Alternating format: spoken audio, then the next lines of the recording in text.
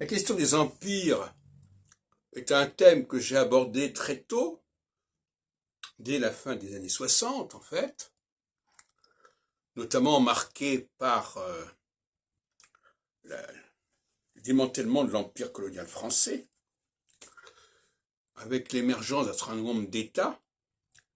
Et à l'époque, quand j'étais en primaire, je m'intéressais beaucoup au capital. Et avec la déconstruction de cet empire colonial français, de cette Afrique française, occidentale et orientale, il y a eu de nouvelles capitales qui sont apparues, qu'il fallait que j'apprenne. Donc on voit bien que la multiplicité des centres est là. Et effectivement, à partir de 56,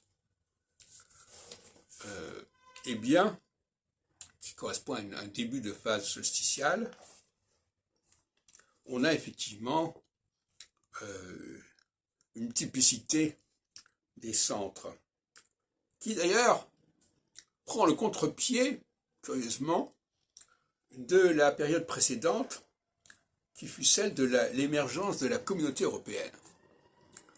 La communauté européenne, elle a été voulue par les dirigeants. C'est une révolution qui se fait d'en haut et non pas d'en bas.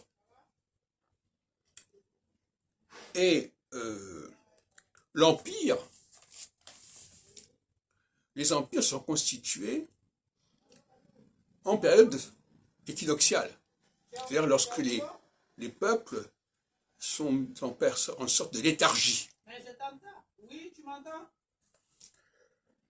Et les empires sont menacés en période solsticiale quand les peuples se réveillent. Ce qui s'est passé en 89 par exemple. On a une émergence des peuples. Donc, ce qui me frappe quand j'écoute des émissions sur France Culture avec philosophie cette semaine consacrée au peuple, c'est que cette dimension cyclique n'est pas abordée et en tout cas elle n'est pas modélisée.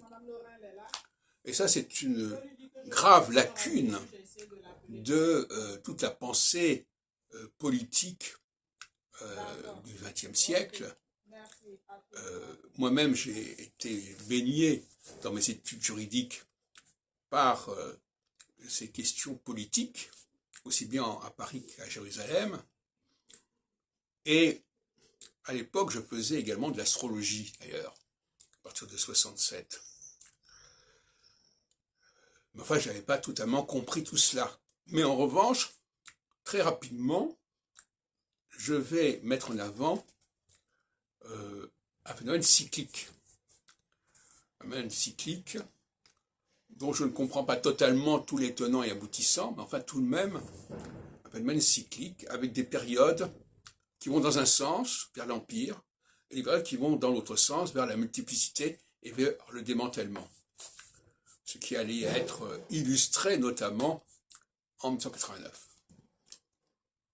Je dis entre passant que si Barbeau a annoncé 1989, il n'a absolument pas dit ce qui allait se passer. Il n'a pas dit que ça allait être soit le renforcement de l'Empire, soit l'affaiblissement de l'Empire soviétique. Il n'a pas dit tout ça. Donc il a été extrêmement vague. Et d'ailleurs, en 68 par exemple, qui est une période équinoxiale, eh bien, le printemps de Prague sera étouffé par les armées du pacte de Varsovie. Donc là, on a bien une phase équinoxiale et impériale. De même qu'en 53, 56, Budapest, en période également équinoxiale, 15 ans d'ailleurs avant Prague, sera également réprimée.